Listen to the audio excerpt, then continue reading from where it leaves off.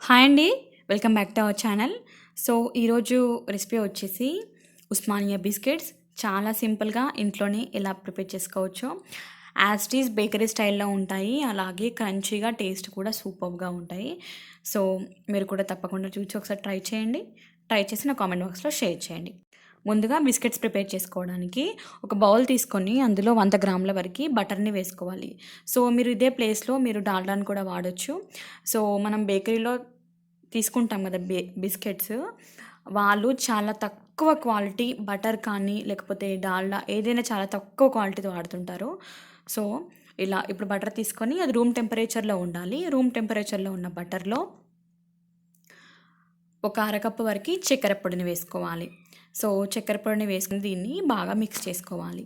So, room temperature అంటే ఏంటి అంటే బటర్ మనం సాఫ్ట్‌గా ఉండాలనమాట. సో, అలా అని మరీ మెల్ట్ అయ్యేలా కూడా ఉండకూడదు. మీడియంగా ఉండాలి. మరీ గట్టిగా కాకుండా, మరీ మెత్తగా కాకుండా మీడియంగా ఉండాలి.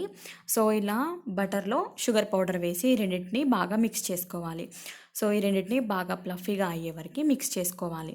సో, మిక్స్ చేసుకున్న తర్వాత ఇప్పుడు ఇందులో మీరు బీటర్ ఉంటే బీటర్‌తో కూడా చేసుకోవచ్చు. ఇక్కడ నేను స్పూన్‌తో కలుపుతున్నాను.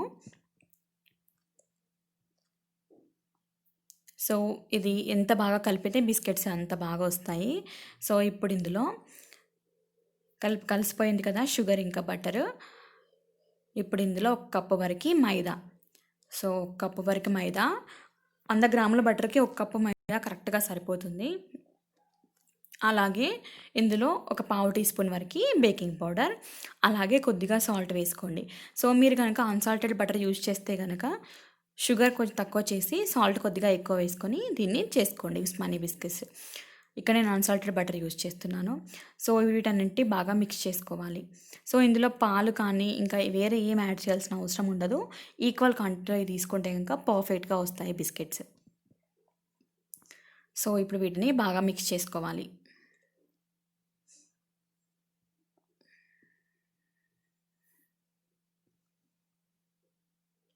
బాగా మిక్స్ చేసుకున్న తర్వాత ఇలా సాఫ్ట్ పిండి ముద్దలా అవుతుంది. ఇప్పుడు దీన్ని మళ్ళీ ఒకసారి బాగా కలుపుకొని దీన్ని 2 ఈక్వల్ పార్ట్స్‌గా డివైడ్ చేసుకోండి. సో, డివైడ్ చేసుకున్న తర్వాత దీన్ని చేత్తో గట్టిగా తిప్పుకుంటూ ఫ్లాట్ సర్ఫేస్ పైన, పీట పైన కానీ లేకపోతే ఫ్లాట్ సర్ఫేస్ పైన కానీ దీన్ని కొంచెం మందంగా చపాతీలా చేసుకోండి. సో, ఉస్మానియా బిస్కెట్స్ మందంగానే ఉంటాయి కదా! దీన్ని ఒకసారి ఇలా ప్రెస్ చేస్తే కనుక విరిగిపోతుంది. దాన్ని మళ్ళీ ఒకసారి గట్టిగా ప్రెస్ చేసుకుంటూ ఇలా కోలతో కొంచెం మందంగా ఉండేలా తాల్చుకోండి. సో, మందంగానే ఉండాలి వీటికి. సో, ఇలా ప్రెస్ చేసుకుంటూ మందంగా తాల్చుకోండి. సో, మందంగా తాల్చుకున్న తర్వాత ఇక్కడ నేను ఒక బాక్స్ లిడ్ యూజ్ చేస్తున్నాను. మీరు బాటిల్ లిడ్ అయినా యూజ్ చేయొచ్చు. మన బిస్కెట్ సైజులో ఉన్నది. సో, ఇలా దీన్ని బిస్కెట్స్‌ని డివైడ్ చేసుకోవాలి. సో, పీటకి ఆయిల్ కానీ, పిండి కానీ ఏం పెట్టాల్సిన పని ఉండదు. సో, ఇందులోనే బటర్ ఉంది కాబట్టి ఈజీగా వచ్చేస్తాయి అతుక్కుపోకుండా. సో, ఇలా 4 బిస్కెట్స్ అయ్యాయి. ఇప్పుడు దీన్ని రిమూవ్ చేసేసి మిగతా పార్ట్‌ని దీన్ని నైఫ్‌తో ఒకసారి బిస్కెట్స్‌ని తీసేయండి.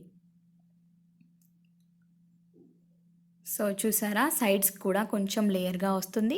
ఇలా మందంగా ఉండాలి. ఈ సైజులో ఉంటే సరిపోతుంది. ఇప్పుడు మిగతా వాటిని కూడా ఇలాగే ప్రిపేర్ చేసుకోండి. ఇప్పుడు వీటిని ఒక ప్లేట్‌కి ఆయిల్ అప్లై చేసుకొని పక్కన పెట్టుకోండి. దానిలో మనం ప్రిపేర్ చేసి పెట్టుకున్న బిస్కెట్స్‌ని వేసుకోండి. సో, 1 కప్పు పిండికి అలాగే 100 గ్రామ్స్ బటర్ యూజ్ చేసాం కదా! దానికి ఆల్మోస్ట్ ఒక 15 వరకు బిస్కెట్స్ అవుతాయి ఈజీగా.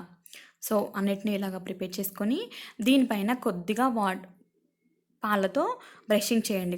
స్పూన్‌తో కానీ, లేకపోతే చేత్తో కానీ కొద్దిగా పాలు పెట్టండి. అలా అయితే బిస్కెట్స్ మంచి కలర్‌లో వస్తాయి. సో, యాజ్ ఇట్ ఈజ్ బేకరీలో ఉన్నట్టే ఉంటాయి కలరు. సో, ఇలా పాలతో బ్రష్ చేసి దీన్ని కుక్కర్‌లో కానీ, కడాయిలో కానీ, ఓవెన్‌లో కానీ పెట్టుకొని బేక్ చేసుకోవచ్చు.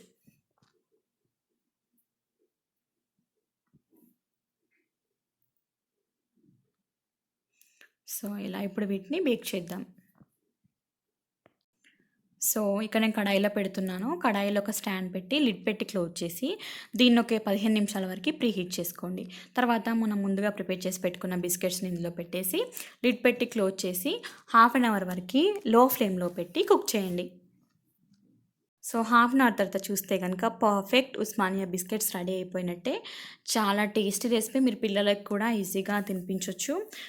అంత సాఫ్ట్గా ఉంటాయి అన్నమాట, గట్టిగా ఉండవు. సో ఇలా దీన్ని కాస్త చల్లారిన తర్వాత దీన్ని ప్లేట్ నుంచి బిస్కెట్స్ని రిమూవ్ చేద్దాం. సో కుక్ అయిపోయినట్టే. సో చూసారు కదా, back side and front side ఎంత బాగా వచ్చినాయి కలర్. సో మీరు కావాలనుకుంటే ఇంకొంచెం మందంగా కూడా చేసుకోవచ్చు. ఇప్పుడు దీన్ని ప్లేట్స్లో సర్వ్ చేసుకుంటే సరిపోతుంది. మీరు టీ టైంలో టీతో కానీ మిల్క్తో కానీ ఈజీగా తీసుకోవచ్చు. టేస్ట్ కూడా బాగుంటుంది. Thank you so much for watching అండి. Please subscribe my channel.